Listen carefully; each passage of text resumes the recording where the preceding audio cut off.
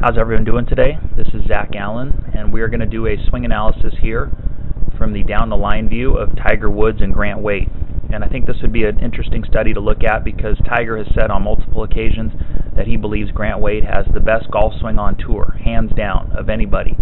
So I think the changes that he's going to be implementing with Sean Foley will probably move in the direction of kind of more how Grant swings the club. We've seen some of it already with the things that they've been working on with staying more centered, hands traveling more inward, shoulders turning on a steeper angle. Those are things that we've seen Tiger working on in the last few events with Sean Foley, and as we know, he works on that with a lot of his students, with Justin Rose and Stephen Ames and Sean O'Hare. But just to run through there a couple times, so what we want to look at is, okay, what are the pieces that differ between these two, and where might he be going here in the next few months? The biggest thing that you'll see in the differences in these two is probably just to start is in their setup and takeaway. That pretty much sets up the whole thing of where the differences lie between these two golfers and the way that they're swinging the club. So let's take it back to the start here. And the thing that you notice right away from the get-go is Tiger Woods is standing a lot taller to the ball. He's got his chin up and his back straight. Grant Waite has his head down. He has a little more bend from his upper thoracic or upper back, and his hands are much lower. If you look at the plane line that I've drawn, the butt of his club on Grant's points to his zipper, and Tiger's points a little closer to his belly button. So from there, they're going to take the club back on much different paths. And as you've always heard Hank Haney, and this swing of Tiger's is a couple years old, and it was right in the middle of when he was working with Hank Haney. So as he takes the club back, you're going to see a much flatter backswing, something that he was always working on with Tiger, trying to get it flatter, trying to keep his eyes level to the ground, where you notice as Grant takes the club back, his left shoulder is working downward, and you definitely can see a more inward hand path. If I draw a line down from the left shoulder, left shoulder of Tiger, and we draw one down with Grant, you can definitely see there that Tiger's hands are more straight back.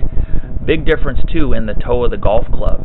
When you look at Tiger's, his is almost straight up and down, okay, where Grant's is more down, toe down, and pointing towards the golf ball. So already we see here Tiger's made a flatter turn when rotated the golf club more open. At first glance, you're going to notice it looks as if Tiger's traveling down the plane line better, where Grant's is a little bit under. But the thing that's interesting to note, when they get back down into the same position, back down at the ball, Tiger actually gets it to where he's back underneath the plane, and Grant is right on it.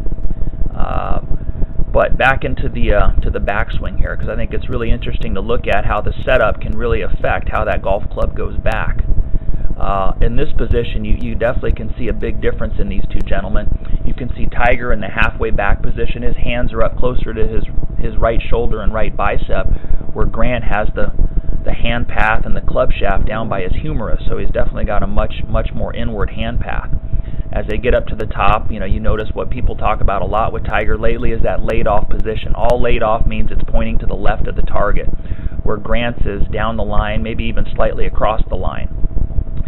Big difference in the way their bodies pivot here. I'm going to take some of these lines away, but you notice that Grant has a lot more flex in his left knee and his right leg is straighter.